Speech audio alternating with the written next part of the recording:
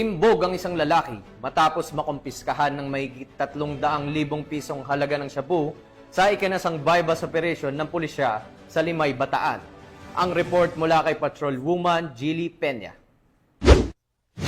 Muling nagtala ng tagumpay ang kapulisan sa patuloy na kampanya laban sa ilegal na droga matapos masamsam ang higit 300,000 pesos na halaga ng hinihinalang shabu sa isinagawang bypass operation sa Barangay St. Francis II, Limay, Bataan nito lamang ika-15 ng Hulyo taong kasalukuyan. Ang operasyon ay pinangunahan ng Limay Municipal Police Station sa ilalim ng pamumuno ni Police Major Jimmy Albert A. Desin, hepe ng Limay MPS, sa mahigpit na gabay at direktiba ni Police Colonel Marites A. Salvadora, Provincial Director ng Bataan Police Provincial Office.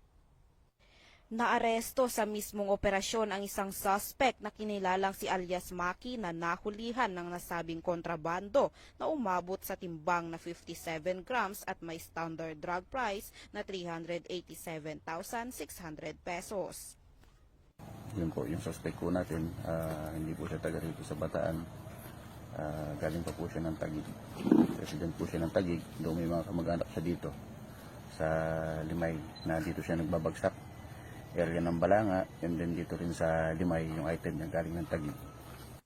Siya ay agad na dinala sa istasyon ng pulisya para sa kaukulang dokumentasyon at disposisyon. Nahaharap ngayon ang suspect sa kasong paglabag sa Sections 5 at 11 Article 2 ng Republic Act 9165 o ang Comprehensive Dangerous Drugs Act of 2002. Ayon sa Bataan PNP, ang matagumpay na operasyon ay bahagi ng mas pinaigting na kampanya ng Philippine National Police laban sa paglaganap ng ilegal na droga sa lalawigan upang mapanatili ang kaayusan, kapayapaan at kaligtasan ng mga pamayanan sa Limay at Karatig Bayan.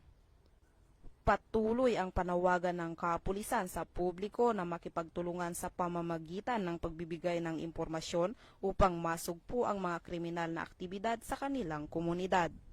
Mula dito sa gitnang Luzon, ako ang inyong PNN correspondent, Patrolwoman Jilly Peña, alagad ng batas, tagataguyod ng Balitang Pulis.